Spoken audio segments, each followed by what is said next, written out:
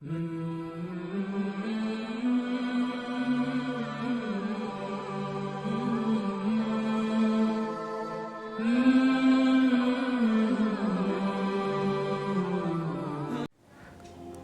तुम्हें औलाद के बारे में हुक्म देता है कि मर्द का हिस्सा 2 औरतों के बराबर है।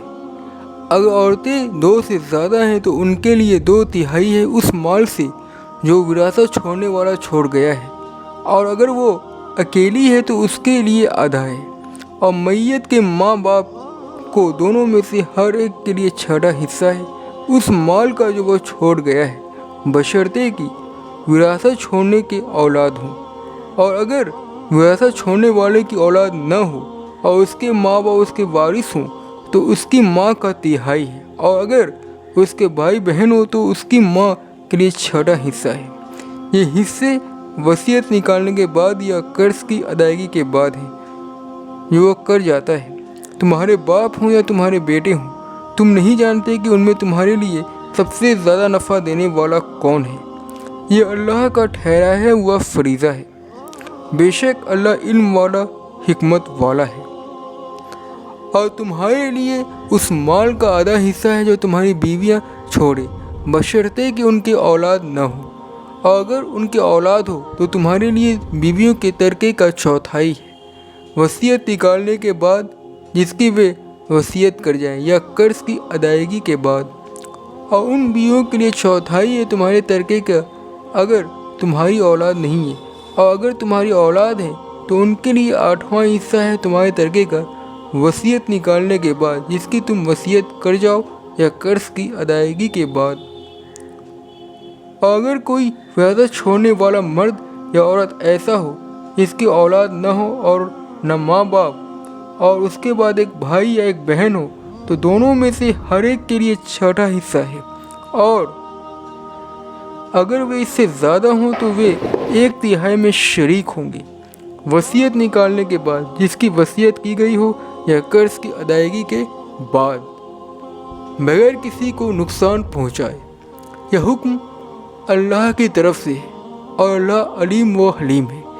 यह अल्लाह की ठहराई हुई हदें हैं, और जो शख्स अल्लाह और उसके रसूल की इताअत करेगा, अल्लाह उसे ऐसे बागों में दाखिल करेगा जिनके नीचे नहरें बहती होंगी, उनमें वे हमेशा रहेंगे, और यही बड़ी कामयाबी है।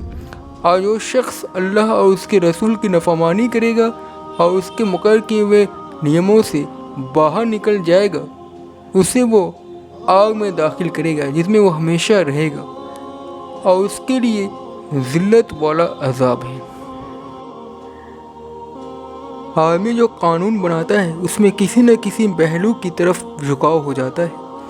पुराने कबायली दौर में लड़का बहुत अहमियत रखता था, क्योंकि वह कबीले के लिए ताकत का ज़रिया था। इसी विरासत में लड़की को महरूम करके सारा हक लड़के को दे दिए गए। लेकिन पिछला उसूल अगर गैर मुनसिफाना था तो मौजूदा उसूल गैर हकीकत पसंदाना है। यह सिर्फ अल्लाह है जिसका इल्म हिकमत इस बात की ज़मानत है कि वह जो कानून दे वह हर किस्म की बेएतिदाली से पाक हो। अल्लाह ने इस सिलसिले में जो नियम मुकर्रर किए हैं वे न सिर्फ यह कि समाजी इंसाफ का हकीकी ज़रिया है, बल्कि आखिरत की ज़िंदगी से भी इनका गहरा ताल्लुक़ है। यतीमों के हुकूक अदा करना, वसीयत की तामील करना, विरासत को उसके वारिसों तक पहुँचाना उन मामलों से है जिन पर आदमी की दोज़ख और जन्नत निर्भर है।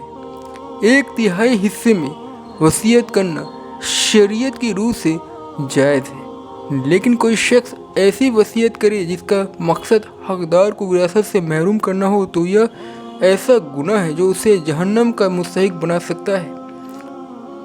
इस मामले में आदमी को अल्लाह के मुकर्रर किए हुए नियमों पर चलना है, न कि ज़ाती ख्वाहिशों और ख़ानदानी मसलहतों के ऊपर।